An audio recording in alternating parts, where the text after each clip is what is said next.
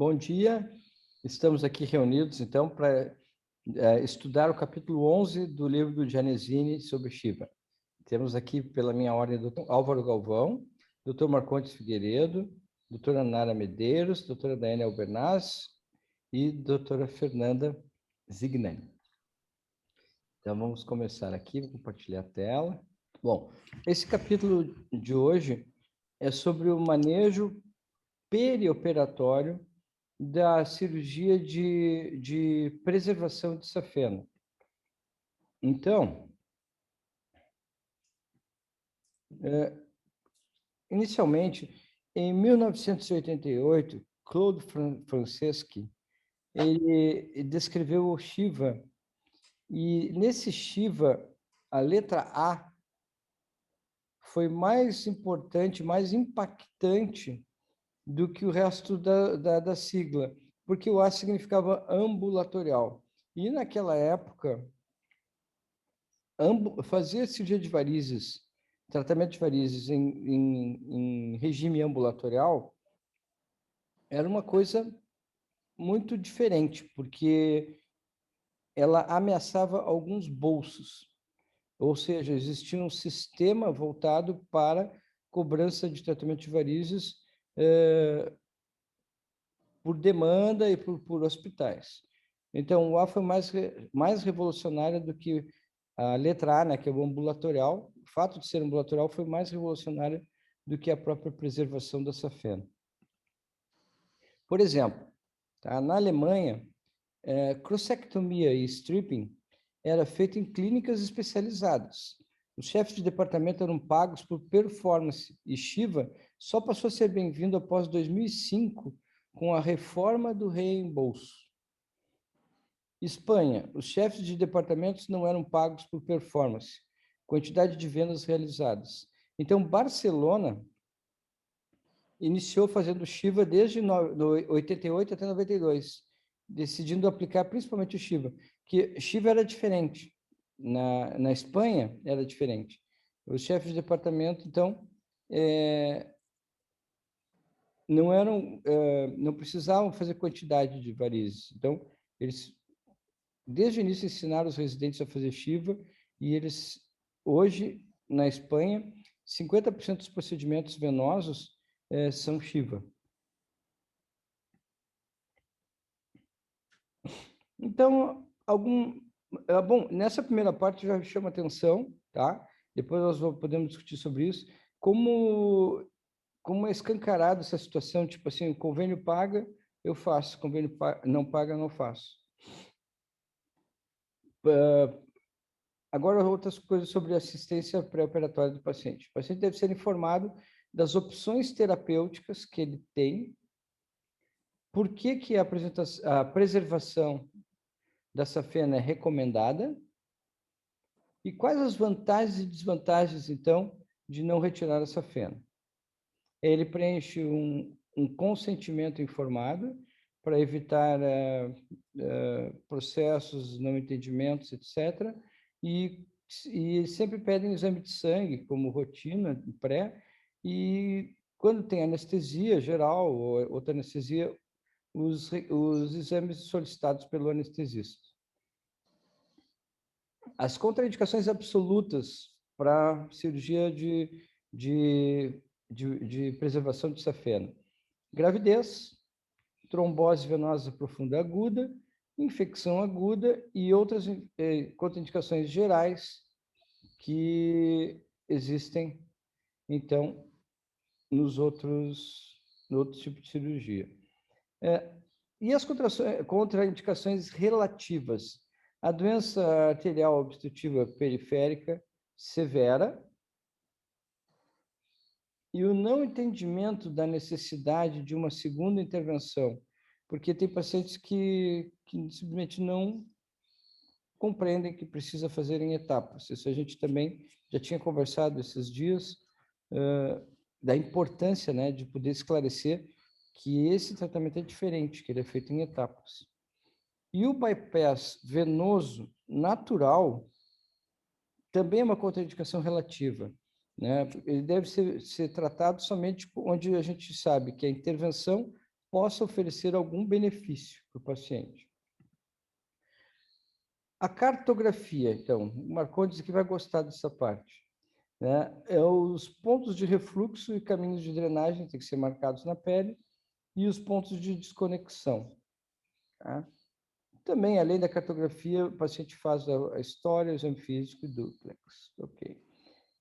Aqui interessante, eles usam, ou sugerem para que se use, delineadores de olhos para marcação da pele. Eu acho que é um assunto bom para a gente conversar também depois. Por causa do gel, né, o gel na pele. Então, o delineador, eu entendi que era carvão, não sei se a palavra em inglês é coal, mas eu imagino que seja esses delineadores mesmo que a gente usa, que as mulheres usam, né? A gente usa para marcar a pele. Bom, aqui uns exemplos, então, de marcação da pele segundo a técnica. Aqui, por exemplo, na letra A, tá? Existe a marcação em preto, em verde são os trajetos que estão no subcutâneo, imediatamente abaixo da pele, ele é tratado é marcado somente com verde. E onde vai ser feita a ligadura ou secção, com preto, onde existe a desconexão. A letra B, o exemplo B, é a mesma coisa, porém a diferença é que tem o número 5/7, significando que 5 é a distância da profundidade da pele que está a veia, e 7 seria o diâmetro da veia em milímetros. Na letra C, é a mesma coisa que os outros, porém tem a letra F e 12/7. F quer dizer que é intrafacial, ou seja, esse traço reto aqui representa a safena, onde sai uma tributária. E como ela é interfacial, ela tem a letra F, 12 quer dizer que é a profundidade, 7 o diâmetro. Estão acompanhando? Tudo certo? Qualquer coisa eu repito, tá? Letra C. D agora. A D representa uma perfurante, por isso tem essa letra P aqui, tá? Onde 12 é a profundidade e 5 é o diâmetro da perfurante. A letra E é uma perfurante dentro da safena, porque existe uma continuidade do traço aqui, significando a safena, e é uma perfurante que está a 15 milímetros da pele e tem 6 milímetros de diâmetro. A letra F significa flebectomias, de um vaso que está imediatamente abaixo da pele, porque não tem a marcação de profundidade, e aqui esse monte de cortezinhos aqui significa que é para retirar. Aqui os exemplos práticos, tá? No primeiro exemplo aqui temos a imagem do mapa mostrando veias visíveis marcadas com verde. O traço reto representa a safena. Então aqui tem a letra F, significando que é uma ligadura intrafacial dessa tributária que sai da safena. Aqui tem uma veia, vou ler aqui o texto, que é mais... É um shunt tipo 3, tá? Ou seja, relembrando o shunt tipo 3, a safena tem refluxo e estoura nessa tributária aqui. Aí o plano é fazer um Shiva 2, que é a primeira etapa de Shiva 2, que é ligar esse ponto aqui, na saída da safena. Então, aqui tem uma letra F e uma linha preta com duas pontas fechadas, assim, ó. Isso aqui que eu não falei para vocês, aqui, ó. Aqui, além da letra F, quer dizer que é interfacial, esse traço preto tem 2 crossbeams, que é duas pontas cortadas aqui. Significa que é interfacial também. Aqui também a mesma coisa aparece, ó. Esse traço preto e os 2 crossbeams aqui, os 2 tracinhos, mostrando que é interfacial. Aqui tem essa tributária, que tem que ser feita a desconexão dela, e ela tem 4 milímetros e tem 4 milímetros de profundidade. Aqui tem outra que é para desconectar, 2 milímetros com 2 de profundidade. Tá? Aqui eu vou pedir ajuda de vocês, tá? Porque eu não entendi o que ele diz. Ele diz assim, ó, como os marcadores permanentes não pintam no ultrassom, estou lendo aqui a letra B. O gel, então, é chato.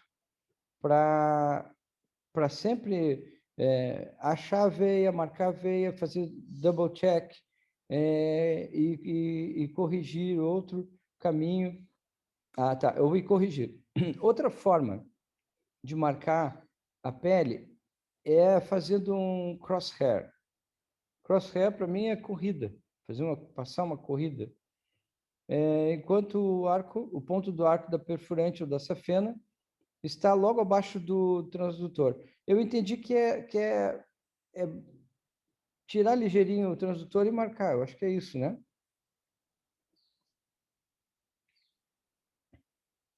As veias palpáveis e visíveis. Ele tem uma marcação em preto que ele diferenciou. O verde são os vasos e preto é o local de marcação Exato. humana. Né? Uhum. Então, o que acontece? Ele marcou como se fosse onde dá os 90 graus de cada um das linhas pretas ali. Eu acho que Eu acho que é uma marcação que ele faz 90 graus e outra embaixo 180. Então, para você saber onde é que vai dar essa conexão fora do gel. Tipo uma cruz? Isso? É tipo fazer um alvo.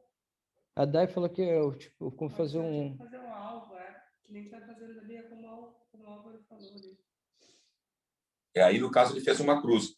Eu, na prática, eu uso sempre assim, 2 pontos que a intersecção desses 2 pontos seria onde eu quero atuar. Por exemplo, uma perfurante que eu localizei, eu tenho gel ali. Então, eu uso a caneta com 90 graus, eles fazendo a conexão dos 2 pontinhos. Ok. Ou 2 flechinhas que se encontram. Ok. Aqui outro exemplo de um Shiva 2, está correspondendo na foto... Ah, não, desculpa, começa na letra B aqui. É a cartografia com o resultado da investigação correspondente ao caso clínico 11.3, que é esse aqui, ó, já coloquei na foto aqui. Tá? Para esvaziar, para o esquema vazio, que é esse aqui, tá?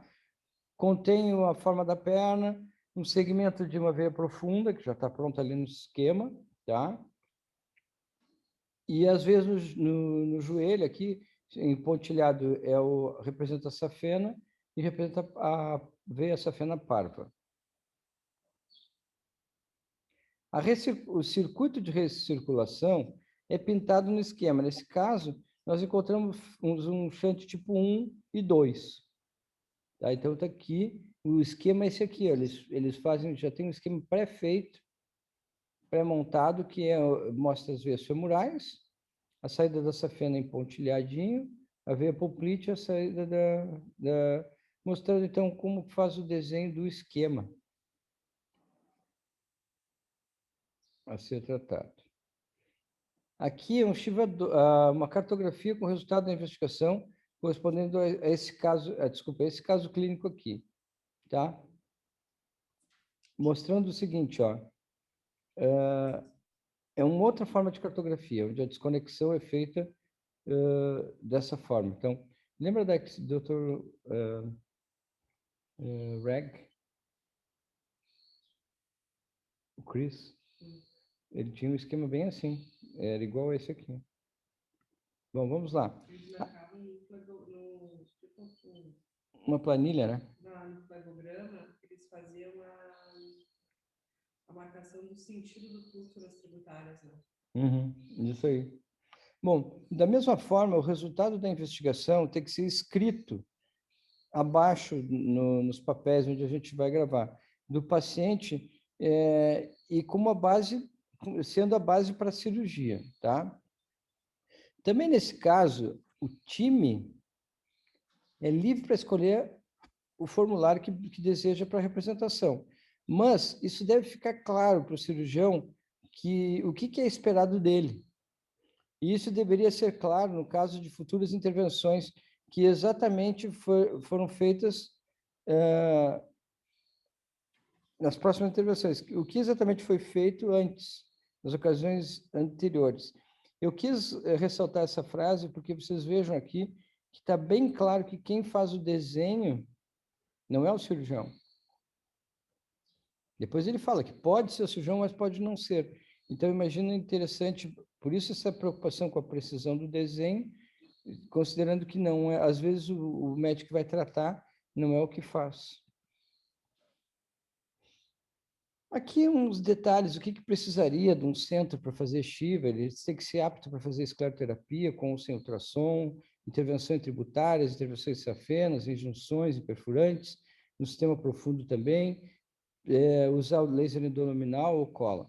A sala cirúrgica deve ter ultrassom, material estéreo e pessoal experiente. E tem que ter o seguro hermético também. Aqui, novamente, ó, se o cirurgião não é a pessoa que vai fazer o mapeamento pré-operatório, ele deveria saber, conhecer seu duplex partner, tá? Quem vai fazer, né? Que é o parceiro, perfeitamente. Ele deveria ser apto para entender essas marcações na pele e as diferentes pinturas, né? E opções de pinturas. A anestesia pode ser local ou geral. Eu não falo em hack ou peridural, mas eu acho que talvez isso ele considere local, mas ele não fala. Fala local para fazer Shiva ou geral se for intervenção em sistema profundo. Anticoagulação.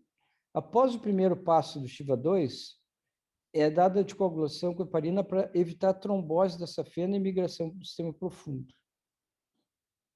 Tá? Ou seja, quando a gente liga aquela perfurante lá, se existe uma veia safena grande, que nem esse exemplo aqui, ó. Vai fazer essa ligadura aqui, tá? E essa safena era refluxiva, ela vai parar de ser porque nós fechamos essa safena. Então, eles recomendam dar heparina para que a gente possa evitar trombose, tá? O shunt tipo 1 também é para fazer heparina se for uma safena de 8,5 a 10 milímetros.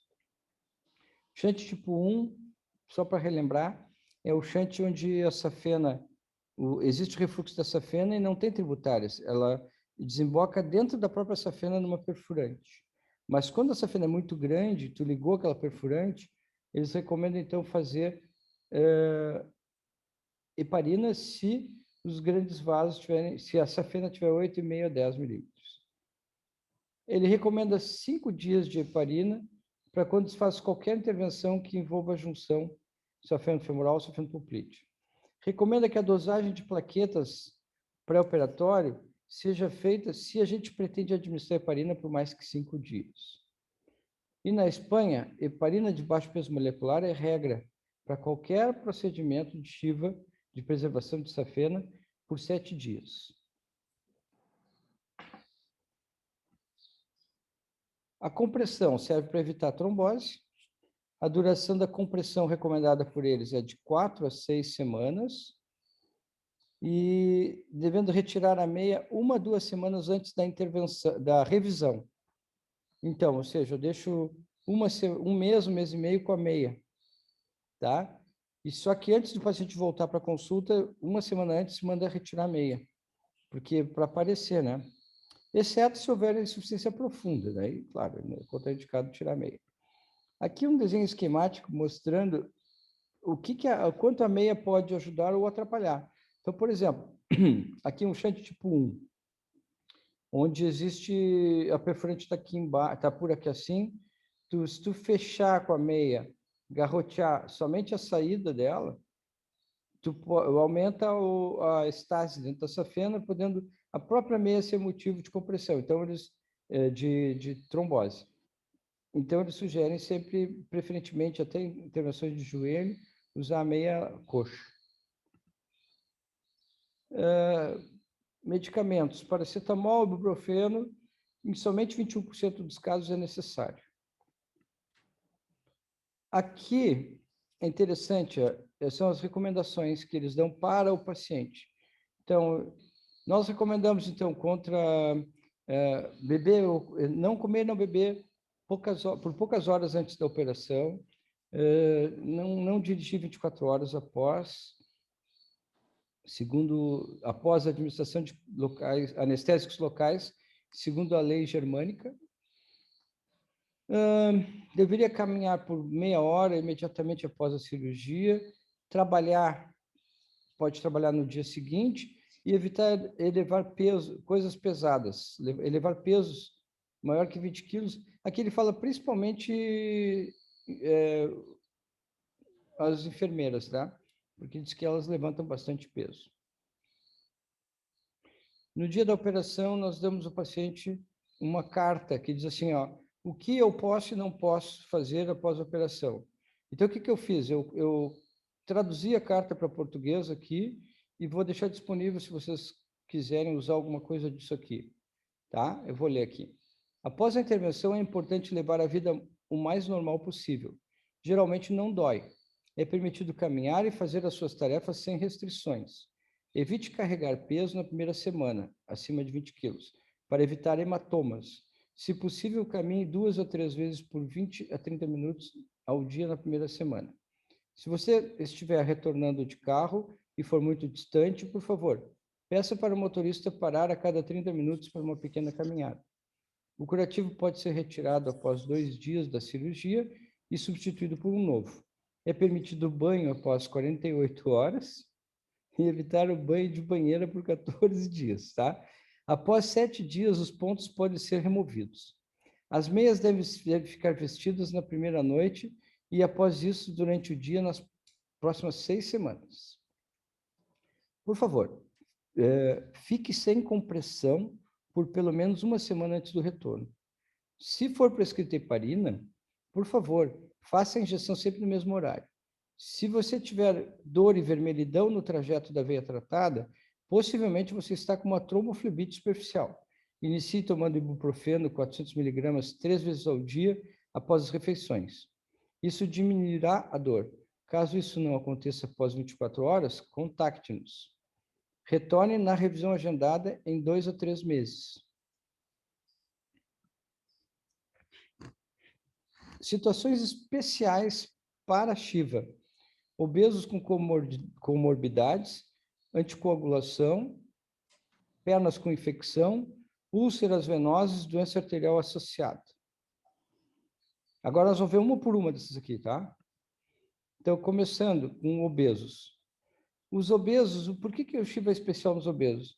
Porque as veias são mais profundas na pele, eles geralmente têm comorbidades, as meias são difíceis de vestir, as lesões do tornozelo, as lesões de pele no tornozelo evoluem muito rapidamente por causa do efeito sinérgico da lentidão linfática. E os obesos precisam que sejam feitas o tratamento menos invasivo possível para evitar infecção, deve ser feito o mais rápido possível para evitar trombose, preferentemente usar ablação térmica no primeiro tempo e decidir, após alguns meses, se deve ir adiante, fazer o segundo procedimento ou não.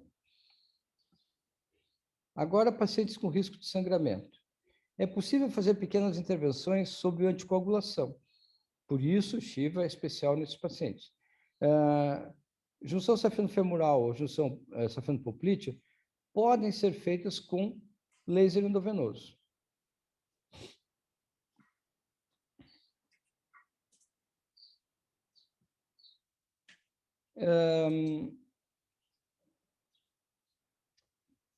Agora, os pacientes com úlcera venosa, tá?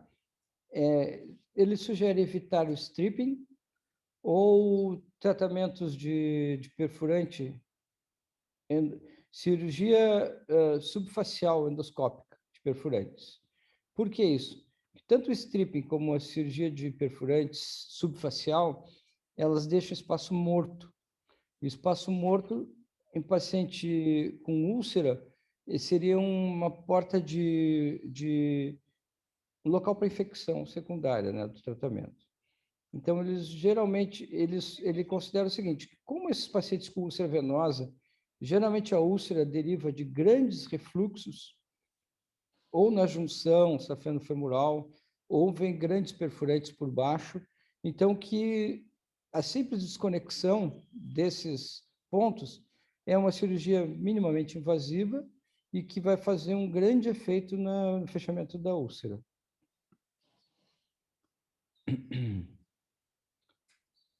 Então, os pacientes com doença arterial, esses pacientes, normalmente, é difícil tratar com meia elástica, porque eles têm insuficiência arterial associada. O tratamento das veias, né, permite quando precisa fazer uma revascularização arterial mais adiante, ele permite reduzir o risco de infecção da ferida crônica. Então, o paciente que tem uma ferida mista, tá, uma doença arterial e venosa, ele sugere, então, fazer o Shiva minimamente invasivo, por exemplo, tem um refluxo em safena na coxa. Então, tu pode ir lá fazer a ligadura ostial antes mesmo de fazer o tratamento da doença arterial, para reduzir o risco de infecção por ter uma ferida crônica. Ele pode ser facilmente tratado com laser endovenoso, que é pouco invasivo. A corsectomia é factível quando há fluxo na coxa. As meias elásticas dependerão muito da isquemia. E sempre pensar que esses pacientes arteriais, eles vão precisar de uma safena para um segundo bypass. Por isso, é tão importante pensar, nesse caso, em Shiva, que eu acho que é uma indicação bem precisa mesmo.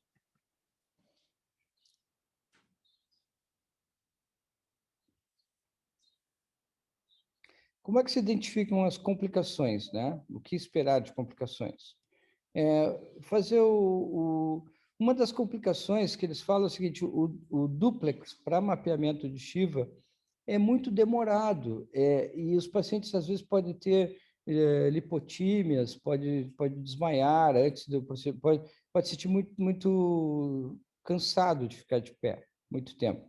Então, eles recomendam não fazer isso na hora do procedimento, do tratamento. E depois eles falam da tromboflebite, de safena, que existe um pouco mais quando se faz o Shiva.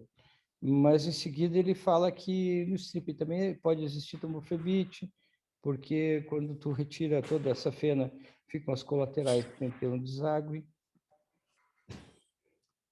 Complicações gerais: sangramento, hematoma, cisto linfático, tromboses, são complicações muito semelhantes àquelas do tratamento do stripping. A tromboflebite superficial aparece em 10% dos pacientes. Tá? O tratamento para isso é compressão, movimentação e heparina. Observar, então, se a meia não está dobrada, porque a meia dobrada, ela auxilia, ela muitas vezes é responsável pela própria tromboflebite. E ela é mais comum, a tromboflebite, quando a gente faz o tratamento simultâneo da junção e das tributárias. Então, após a interrupção das tributárias, o Shiva 2 pode ocorrer se a safena distal é fina. Nesse caso, tem que ficar de olho na progressão de um tromboflebite com progressão, porque lá em cima está aberto, e não foi feita a segunda etapa ainda. Se a dor é muito forte e o paciente não fica assintomático em alguns dias, pensar em tratar com heparina. Em junções patentes, a heparina é mandatória.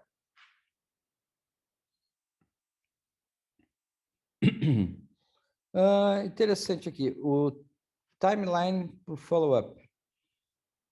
Ele fala que o tratamento no verão tem um inconveniente das meias, que são desconfortáveis para usar no calor. A regeneração venosa, ela é avaliada entre 8 semanas e 6 meses após a operação.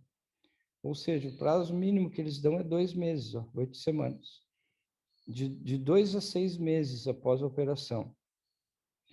Somente após esse período se decide se é necessária uma futura operação ou se deve retornar para novos check-ups.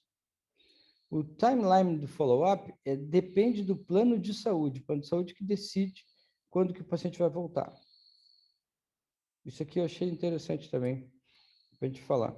Às vezes, outro serviço acaba tratando uma segunda intervenção, porque o paciente demora muito tempo para voltar, não vem, se perde, e outro serviço acaba assumindo uma segunda intervenção como se fosse a primeira. O paciente deveria ser visto após 1 ano. E então, dependendo da evolução, após 5 anos e 10 anos. Os resultados, medidos os resultados feitos pelo critérios de Hobbes, que a gente viu na semana passada, e os critérios de Hobbes classificam o paciente como curado, melhorado, sem mudanças ou pior. De outra forma de avaliação é com o duplex, tá? Observando o diâmetro na coxa proximal pré e pós, o diâmetro dos vasos na coxa, né?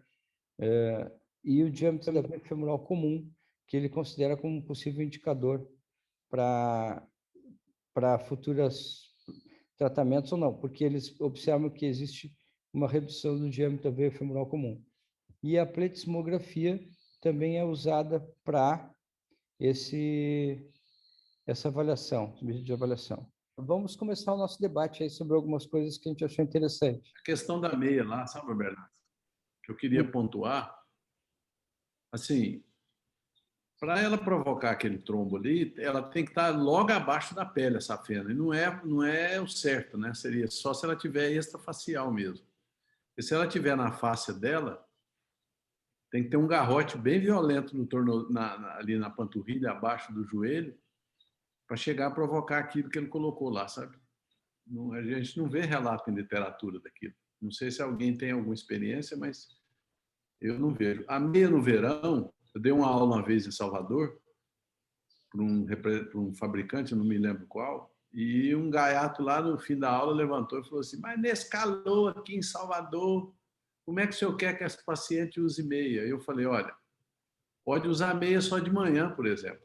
Já é meio analgésico que o paciente toma. Então, o paciente usa meia até meio-dia.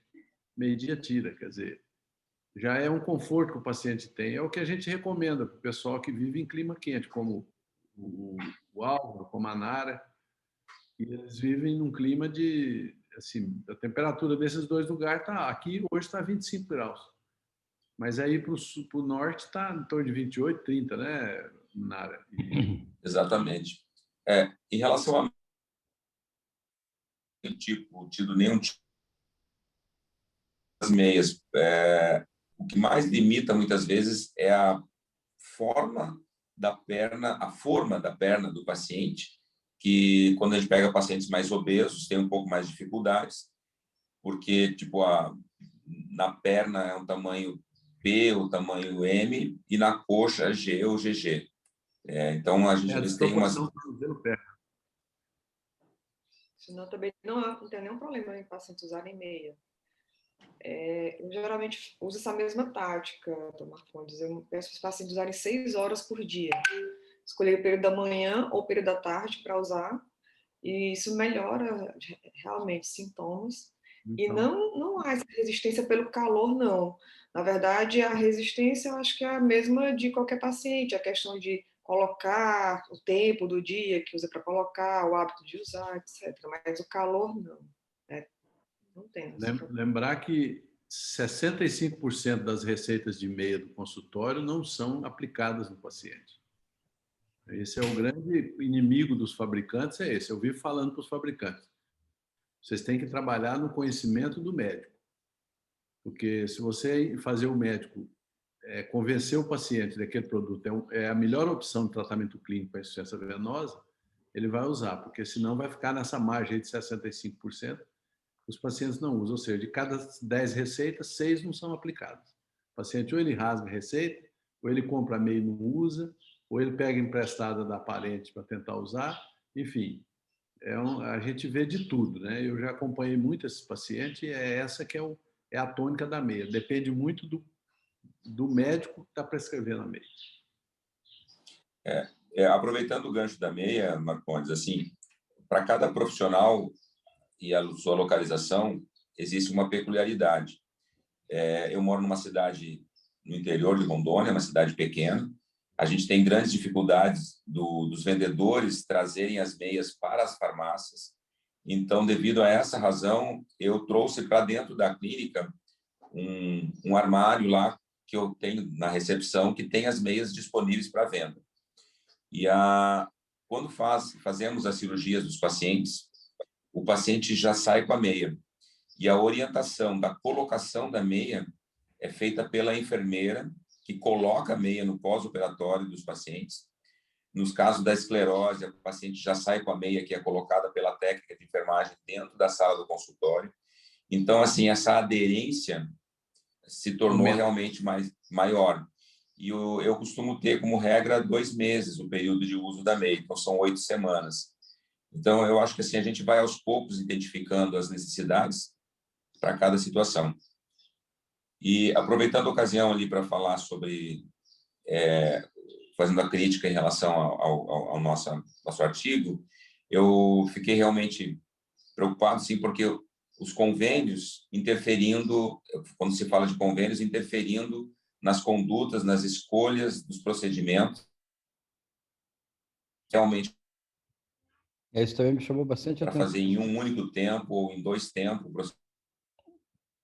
E o outro fator que também leva muitas vezes a gente tomar uma conduta de 2 tempos é a interferência de colegas que não concordam com a técnica e o paciente acaba, por alguma situação, tendo uma visita a um outro colega e o colega fazendo uma crítica negativa à técnica A ou à técnica B.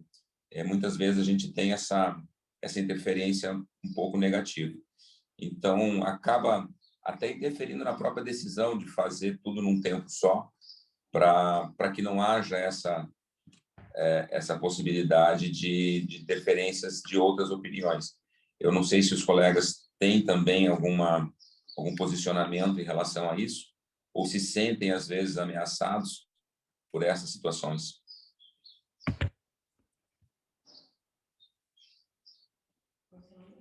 Uhum. Toca, Sandra. Vai. O som também tirou? Uhum. Deu. Isso que o Dr. Álvaro comentou também me chamou a atenção, porque às vezes quem trabalha com convênio às vezes se impacta com essa realidade, né?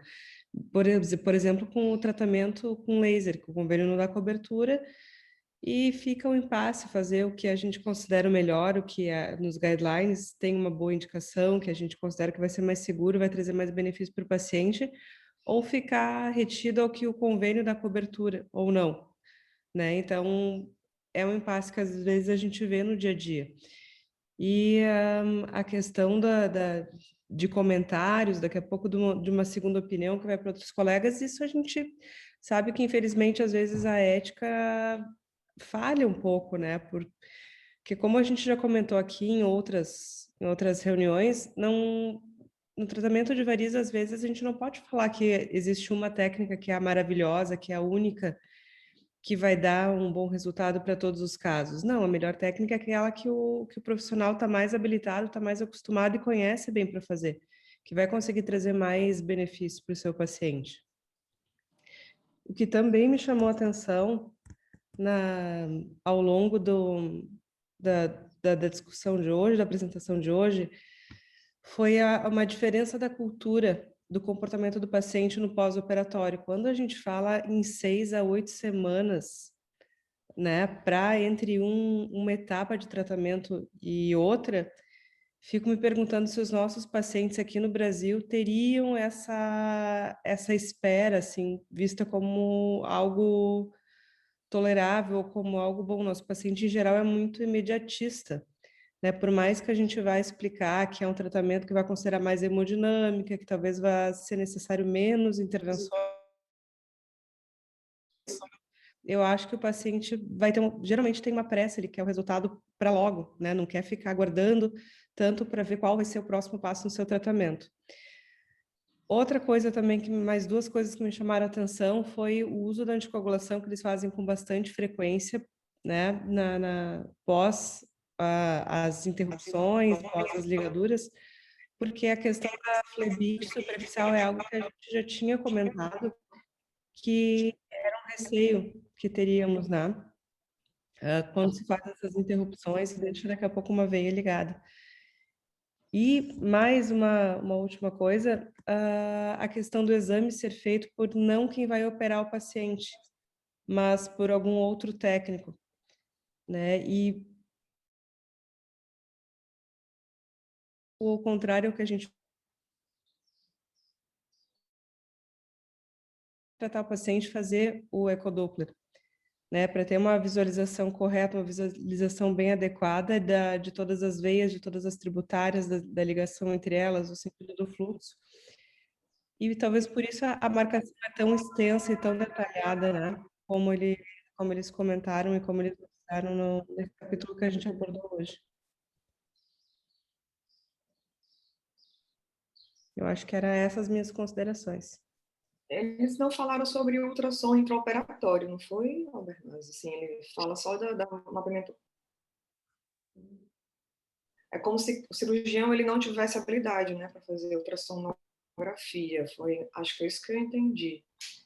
E eu também concordo que isso prejudica um pouco, porque é muito diferente quando você faz seu exame, quando você usa ultrassom na cirurgia, e quando você acompanha esse paciente com o seu próprio ultrassom. Isso muitas vezes muda muito a conduta, né? Uma outra coisa que eu acho que me intrigou é a questão de... A gente chegou a ver até em uma outra sessão de estudos aqui que chegava a 20% a tromboflenite, né? Tinha outros trabalhos que falavam que era mais do que 15%. E se a tromboflenite da safena, que qualidade de safena é essa para bypass, né? Porque também não podemos usar qualquer safena para bypass. É uma cirurgia extremamente grande, de risco ao paciente, você vai usar qualquer tipo de safena, e mais uma safena que sofreu uma tromboflebite, 20% das safenas, não sei se isso seria realmente assim.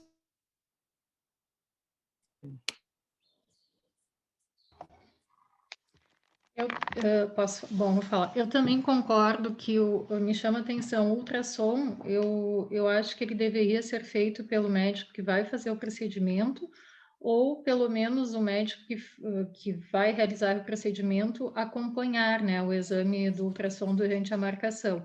E no pós-operatório também, eu acho que quem fez teria que fazer o ultrassom ou acompanhar com um colega de confiança, né? Desse tipo de tratamento com ultrassom. Essa é a parte, ao meu ver, a parte mais importante, que é a estratégia, né, terapêutica que vai ser realizada.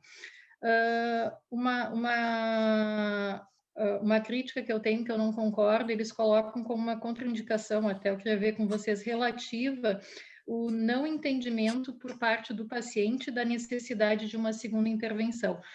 Eu acho que seria quase que absoluta essa contraindicação, porque a gente vê que a grande maioria dos pacientes necessitam, né, de um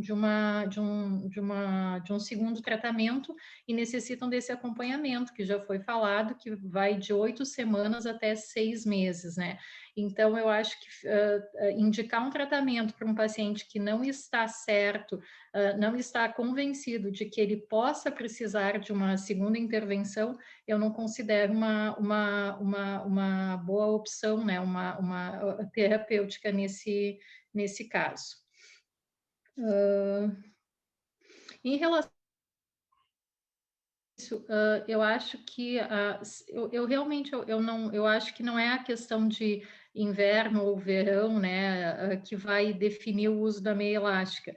Eu concordo com o que foi falado, que o que define ali, que o Dr. Marcondes falou, é se a gente, o que o médico explica, né, para o paciente, como a gente coloca a necessidade do uso da meia elástica, o benefício que ela possa trazer, e o que o Álvaro colocou de explicar para o paciente como usar a meia, como vestir a meia elástica, eu acho que isso sim faz diferença na hora do paciente realmente fazer uso dela ou não, e não necessariamente inverno ou verão, porque nós trabalhamos aqui agora, hoje está extremamente frio, né? E a gente vê diariamente no consultório pacientes bem resistentes ao uso da meia elástica mesmo no inverno.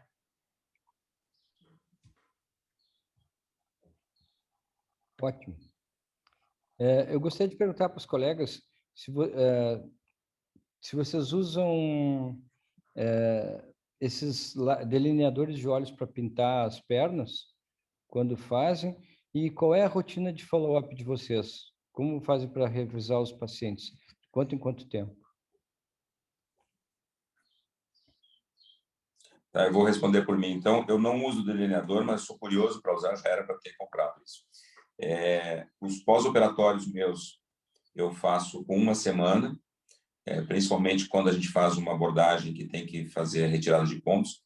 Essa uma semana, claro, variável com 10 dias, evidente, e o próximo follow-up é com 30 dias, para avaliar nível de cicatrização e orientação em relação a alguns cuidados, porque eu acho que não é só a gente se satisfazer e ver o que fez, mas a gente corrigir possíveis alterações que possam existir.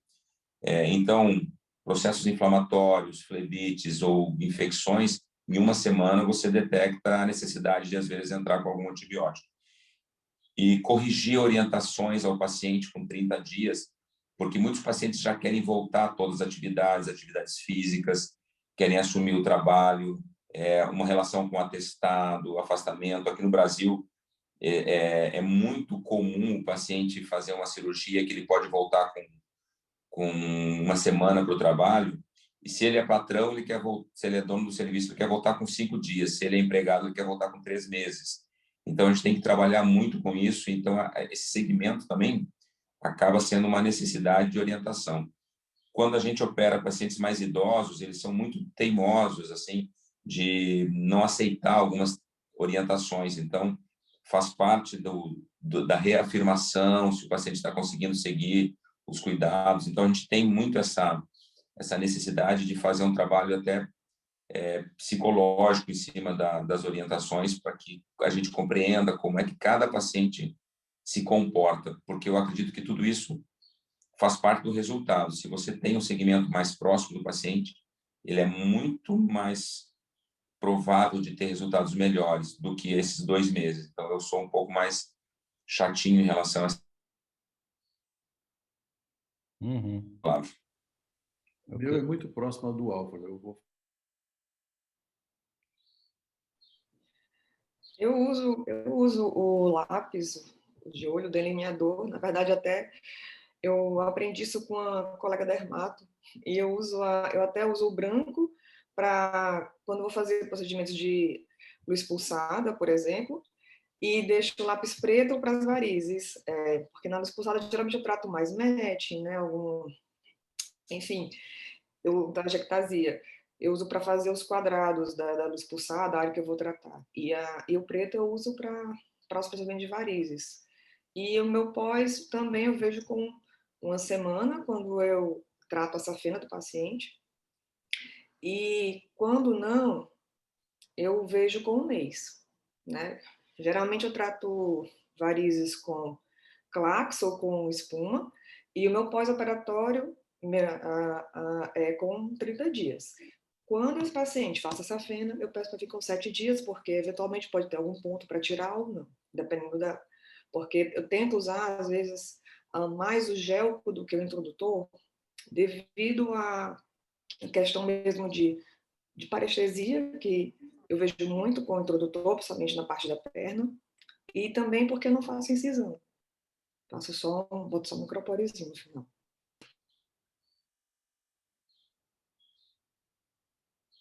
Fernando, Daiane, a gente conhece, mas seria bom colocar isso. Tira o áudio? Nara, e quando tu usa o lápis preto, como é que fica na hora da antisepsia? Não sai a marcação? Então, No caso, quando eu faço o lápis preto, perdão, eu não é lápis de delineador, não é de maquiagem, não, é caneta de varizes, tá? Ah, tá. Desculpa, eu não faço informação.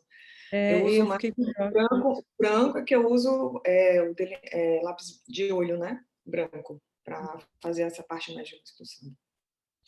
O lápis branco também a gente tem usado para até delimitar a área que a gente vai tratar, às vezes quando o paciente não quer tratar toda a perna, né, com o Clax.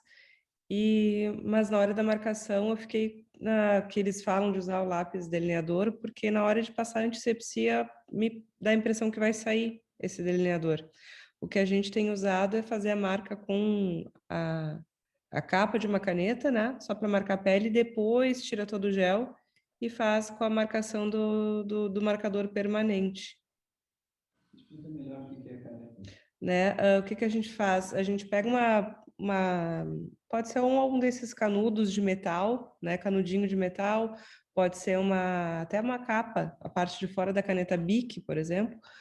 Então, quando vai passando com o ecógrafo e tá ali com a perna toda melecada com gel, nos pontos, né? A gente tem uma marcação no transdutor, que é bem no centro do transdutor, a gente alinha com a veia aquilo ali, coloca a veia, deixa a veia bem alinhada no centro do transdutor e faz uma marcação com esse canudo de metal ou com a capa da caneta, né, de plástico, a parte de fora, na pele. Fica uma pequena pressão, fica aquele círculozinho marcado, com pacientes que têm uma tendência mais a fazer um dermografismo fica mais forte, tem outros que fica um pouquinho mais fraquinho, mas de qualquer forma fica o tempo necessário que a gente faça a marcação de toda uma coxa, por exemplo, ou de todo o trajeto de uma tributária.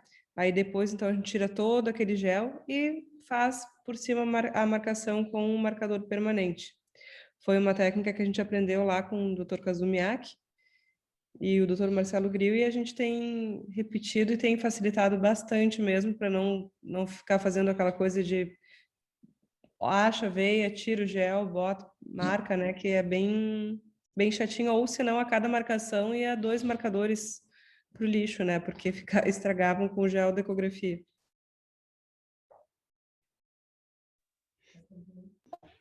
Bom, eu quero fazer só um comentário rápido sobre, que o nosso horário já está estourando, sobre convênios. É impressionante como a gente automaticamente define nossas condutas pelos convênios, né? E isso, se você vai ver, assim, num livro como esse, ele falando que os médicos fazem mais tal procedimento, porque o procedimento paga, é complicado. Se a gente é paciente e ouve isso de fora, não consegue entender isso. Como é que o médico, então, decide pelo que o convênio paga? Não é bem isso. É que o convênio, ele estabelece normas, né, que vai pagar de acordo com aquilo que é o mais usual, o mais prático. Mas nós, médicos, caímos nessa armadilha de fazer o que é usual e prático e se acomodar nisso, né? Não pensar que daqui a pouco, o convênio não paga laser. Pô, mas será que o laser não era melhor? Né? Então, eu acho bem interessante isso para a nossa discussão.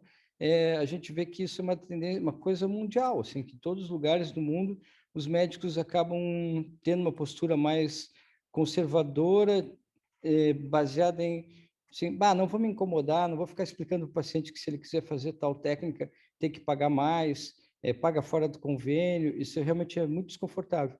Mas a gente tem que ficar atento a isso, para não ficar acomodado só com convênio o tempo todo, na minha opinião, né? Outra coisa, em relação a uma equipe marcar com ecografia e outro cirurgião operar. Eu acho que o cirurgião tem que ter habilidades de ecografia, mas a gente viu, quando a gente foi visitar o Dr. Hag lá, por exemplo, ele tem na clínica dele, inclusive, técnico em flebologia. É uma profissão que aqui não existe no Brasil ainda. Mas o técnico de flebologia dele, olha, ele era mais qualificado do que muito médico que a gente conhece, porque ele não só preparava o paciente, como fazia a punção do laser, deixava o introdutor pronto no local.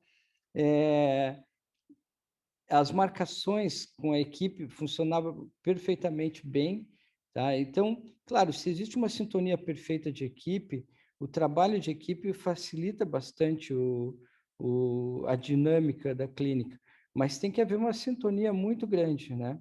E isso não significa que o cirurgião que vai fazer o procedimento não deva ter conhecimento e domínio total sobre o ultrassom, que eu acho que é fundamental, né?